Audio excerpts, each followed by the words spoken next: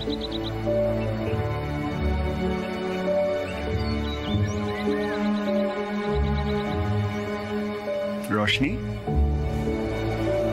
রোশনি, একি পিকু তুই এখানে? কি করবো বল, নিজেকে তো আর ধরে রাখতে পারলাম না। এক সেকেন্ড, দরজা তো বন্ধ, তুই জানলা দিয়ে এলি পিকু? কেন? কেন আবার কি? তোর মনে নেই লাস্টবার যখন এসেছিলাম, মানে অনেক দিন আগে, জানলা দিয়ে, তখন তো বৌদির কাছে ধরা পড়ে গেছিল। তাই আজকে জাস্ট নস্টালজিক লাগছিল, মজা করার জন্য। এবার তুই আমায় বল কি হয়েছে। তখন তুই ফোনে ঠিক করে বললিও না, ডিটেলে বল ডাক্তার কি বললো। প্রেগন্যান্সি অলরেডি 3 মাস হয়ে গেছে। 3 মাস আগে তো রশনি রিয়াংশের সাথে থাকতো, তাই না? রশনির পেটে যে বাচ্চাটা আছে সেটা রিয়াংশের। কি হয়েছে রশনি? Anything serious? মানে তুই চুপ করে আছিস, কিছু বলছিস না। তখনও তো বললি না, আমায় বল, আমার তো টেনশন হচ্ছে। ডক্টর কি বলেছেন? পিকু, যে বাচ্চাটা আসছে সেটা তোর নয়।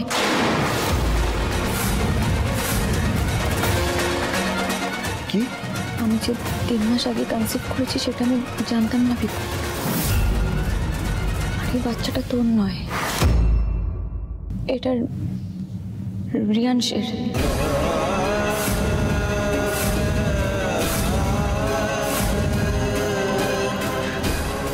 তুই আর কি মারছিস আমার সাথে? প্র্যাঙ্ক করছিস? তোর কি মাথা খারাপ হয়ে গেছে? আমি এরকম একটা সিরিয়াস ব্যাপার নিয়ে তোর সাথে প্র্যাঙ্ক করবো? তোর মনে হয় সেটা?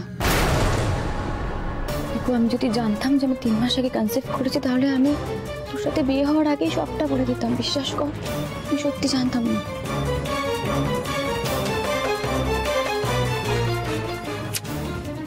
রশনি, তুই না বড্ড বোকা। তুই এই কথাটার জন্য টেনশন করছিলিস, তাই আমার কাছে লুকাচ্ছিলি। আরে তুই কি ভাবলি, আমি যদি জানতে পারি বাচ্চাটা আমাদের নামে অ্যাকসেপ্ট করবো না? বাচ্চাটা রিয়াংশের না আমার, আমি জানতেও চাই।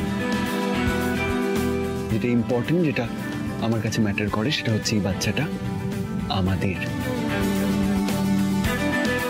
পিকু, তুই মন থেকে বলছিস? একদম। যে আসছে সে শুধু আমাদের, বুঝলি?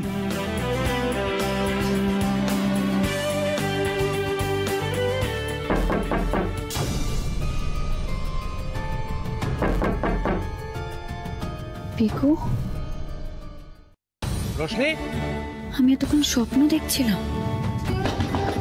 হ্যাঁ রোশনি, হ্যাঁ আসছি। দরজা খোল। দা ভাই আয়। কি ব্যাপার, ঘুমিয়ে পড়েছিল নাকি? হ্যাঁ হ্যাঁ। ঠিক আছে, পিকু এসছি, চল। পিকু? হ্যাঁ, ওর তো কালকে আসার কথা। হ্যাঁ কাল আসার কথা ছিল, কিন্তু খবরটা পাওয়ার পর ফ্লাইটের টিকিট ক্যান্সেল করে আজকে ফ্লাইট করে চলে এসছে। রোশনি, এটা নিয়ে টেনশন করে কোনো লাভ নেই। হ্যাঁ চল, পিকু ছুটি কর, চল দেখা করবি, কথা বলবি, চল, কোনো অসুবিধা নেই, চল চল। জানো, যখন আমি প্রথম খবরটা পেলাম, তখন থেকে আমি ভাবছি রশনির জন্য কি গিফট নিয়ে যাব। আমার তো কাজে মনেই বসছিল না। তারপর যখন শপিং করতে গেলাম না ঋষিদা, এত কিছু দেখলাম, এবার আমি বুঝতে পারছিলাম না কোনটা সিলেক্ট করব। জানো, আমি তাই কি করলাম, যা যা আমার পছন্দ হয়েছে আমি সব রশনির জন্য নিয়ে এসেছি। সবটাই নিশ্চয়ই রশনির ভালো লাগবে, কি তাই না? পিকু আনন্দ করে রশনির জন্য কত কিছু কিনে এনেছে। পিকুকে কোন মুখে বলবো যে রশনির গর্ভে ওর নয়, রিয়াংশের সন্তান বাড়ছে।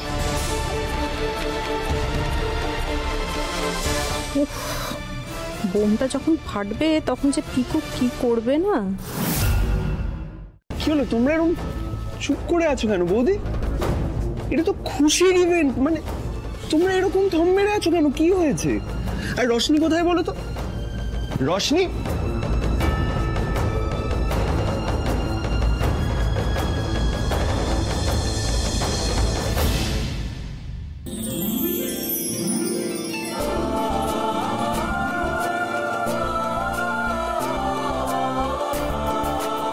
Thank you so much Roshni.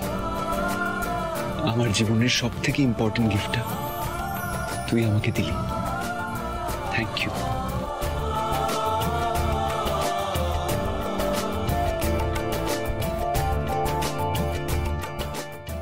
Brilliant, এটাই তো চাই। আগে বারুদটা আরো ভালো করে জমুক, তারপর না আগুন লাগাবো।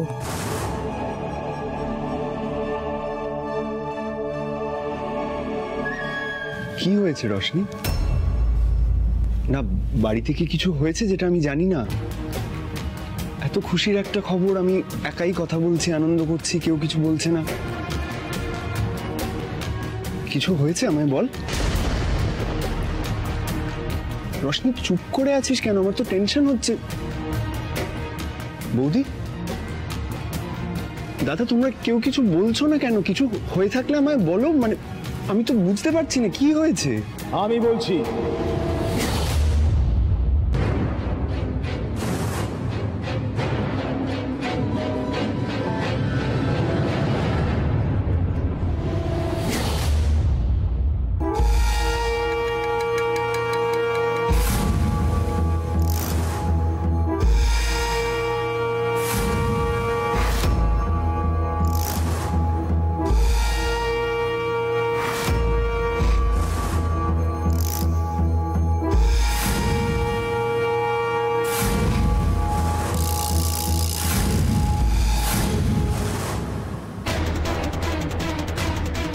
এই কাউন্টার, তোরা তো সাহস হয় কি করে এখানে ঢোকার? বেরো বেরো বাড়ি থেকে, বেরো বেরো বেরো বাড়ি থেকে। একদম না। খুব তো কাঠ খড় পোড়ালে যাতে আমি সারাটা জীবন গড়াদের ভেতরে পচে পচে মরি। পারলে কি, পারলে না তো ভুল করে আমার গায়ে হাত তোলার চেষ্টা করবে না, কারণ আমার হাত এখন অনেক লম্বা। তাছাড়া এখন এই বাড়িতে তো আমাকে আসা যাওয়া করতেই হবে, তাই না রশনি?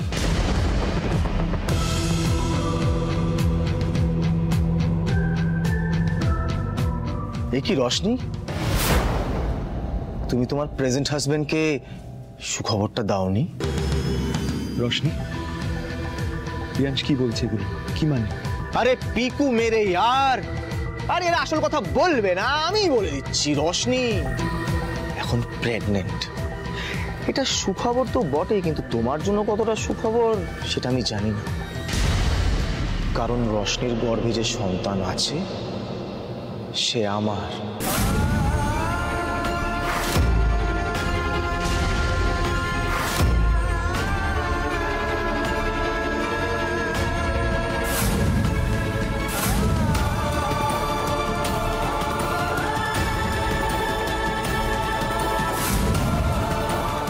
আর আমি তোর বাবা। একটাও ফালতু কথা বলবে না। তোমার এই নোংরা মুখে যদি আরেকটা বাজে কথা শুনেছি না, এখানেই পুঁতে রেখে দেবো। ছেলেটা তো বাওলা হয়ে গেছে রে। আরে তোমরা কি আসল কথা বলোইনি? হে ঈশ্বর, আরে তুমি আমাকে দিয়ে খারাপ কাজ করাও আর করলে বলো আমি খারাপ। ভাই আমার, রশনির বাচ্চা যেটা গর্ভে আছে আমার। Shut up.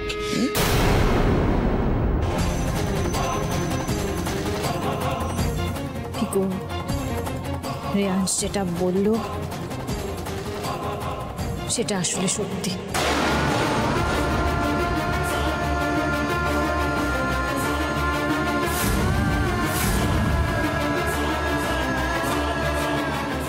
সত্যি মানে? মোদি, কি বলছো তুমি? ভাই ভাই আমি বুঝতে পারছি, আমি তোর কষ্ট বুঝতে পারছি ভাই, কিন্তু কি করব? সত্যিটাকে তোর পাল্টানো যাবে না, এটাই সত্যি। তুই সবাইকে জিজ্ঞেস করে দেখ না, রশনি কালকে গ্যানোকলসিস গেছিল, আর তিনি ক্লিয়ারলি বলে দিয়েছেন যে রশনির গর্ভে যে সন্তান আছে তার বয়স 3 মাস। আচ্ছা পিকু, একটা কথা ভেবে দেখো, তোমাদের বিয়ের তো এখনো 3 মাসও হয়নি, তাহলে বাচ্চাটার বয়স 3 মাস কি করে হবে বলো তো পিকু বাবু?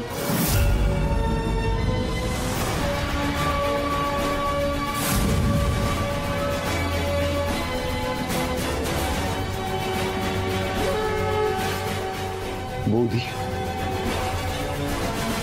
রিয়াংশ যেটা বলছে সেটা কি সত্যি?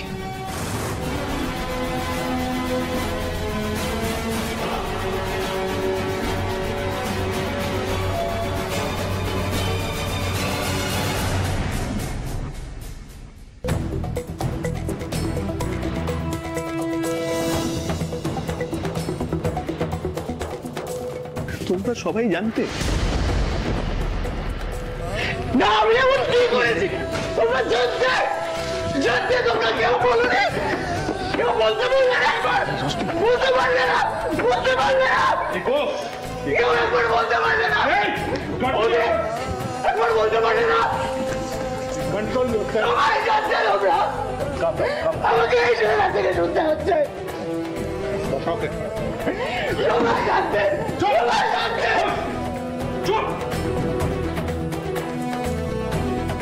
ঠিক আছে, আমি সব বুঝলাম, কিন্তু আমাকে একটা প্রশ্নের উত্তর দাও, তুমি এসব জানলে কি করে? তোমাকে কে খবরটা দিল?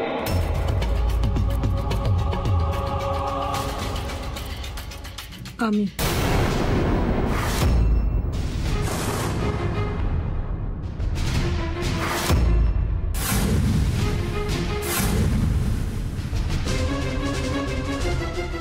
বাবা, আমি জানিয়েছি রিয়াংশকে। যতই যাই হোক, ও আমার ভাই, আর এই খবরটা তো ওর জানার অধিকার আছে, তাই আমি জানাতে বাধ্য হয়েছি। Thank you sis, thank you so very much. তুই সত্যি জানিস না তুই আমার কত বড় উপকার করেছিস। Thank you uncle. আঙ্কেল বিশ্বাস করুন, বিশ্বাস করুন, আমি শুধু একটা কথাই বলতে চাই, সবাইকে বলতে চাই, আমি রশনি আর পিকুর মধ্যে ইন্টারফেয়ার করতে চাই না, একদমই চাই না। আমি শুধু চাই রশনি আর পিকু সুখে শান্তিতে সংসার করুক। আমি শুধু আমার বাচ্চাটাকে না।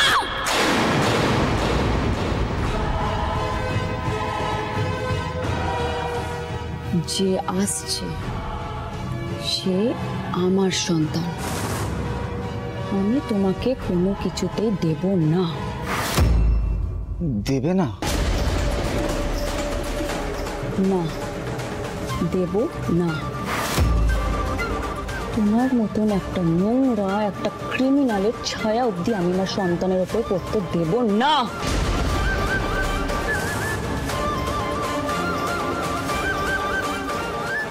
দেখো রশনি, এই বাচ্চাটা তো শুধু তোমার একার নয়, আমারও। তুমি তো সুখে শান্তিতে সংসার করছো, তাই আমি ভালো মনে এসেছিলাম, তোমার কাছে বাচ্চাটাকে চেয়ে গেলাম। তুমিও ভালো মনে বাচ্চাটাকে দিয়ে দিলে ভালো, নইলে আমাকে অন্য রাস্তা দেখতে হবে রশনি।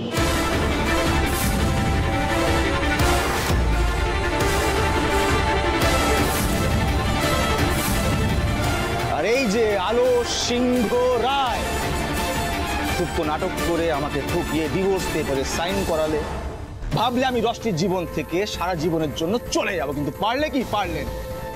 রশনির গর্ভে যে সন্তানটা আছে তাতে আমার রক্ত আছে, আমার আমার আমার। তুমি হেরে গেছো বৌদি।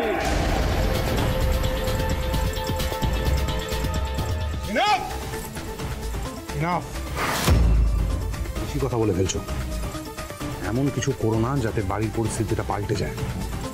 ভদ্র ভাষায় বলছি, বেরো বেরো। Get lost.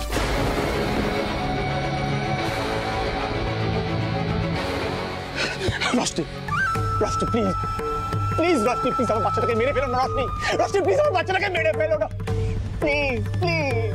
রিয়াংশ, এই নাটকটা বন্ধ করো। ওদের আমার খুব ভয় করছে, বিশ্বাস করো, খুব ভয় করছে। যদি আমার বাচ্চাটাকে মেরে ফেল, যদি অ্যাবর্শন করি না, Roshni please I request, please তোমার বাচ্চাটাকে মেরো না, please Roshni, please I request.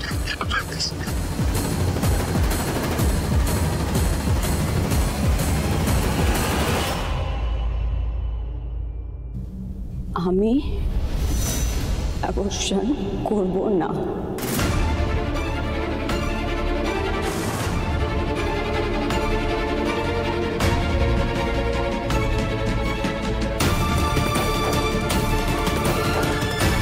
শোনো রিয়াংশ,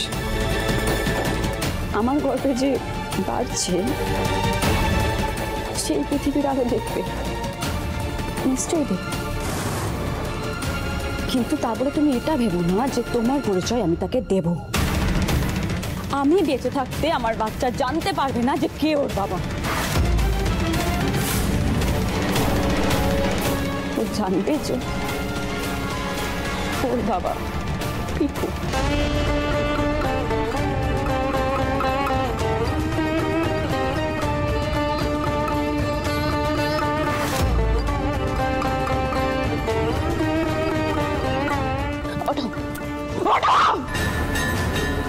অনেকক্ষণ ধরে ওখানে অসভ্যতামি করছো, অনেকক্ষণ ধরে। বেরিয়ে যাও, বেরিয়ে যাও, বেরিয়ে যাও। আচ্ছা ঠিক আছে ঠিক আছে চলে যাচ্ছি। আমি চাই না তুমি স্ট্রেস নাও, আসলে ওটা তো আমারই। ঠিক আছে আমি চলে যাচ্ছি, তুমি সাবধানে যেখানে যাচ্ছ, কিন্তু যেটা বললাম সেটা যেন মাথায় থাকে, কেমন? বেরাও।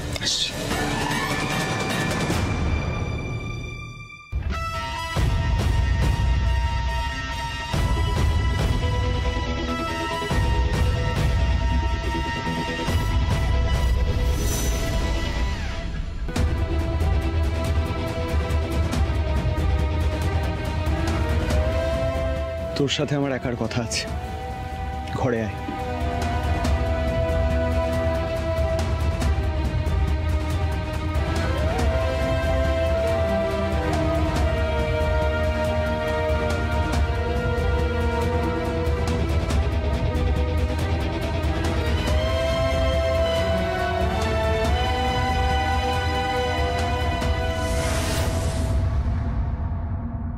দেখ রোশনি, যেটা হওয়ার সেটা হয়ে গেছে।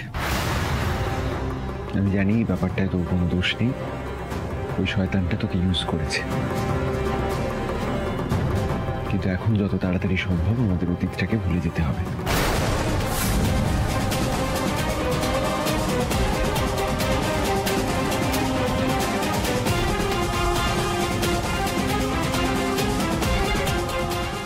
মানে ঠিক বুঝলাম না পিকু, কি বলতে চাইছিস তুই? বাচ্চাটাকে অ্যাবর্ট করা রোশনি।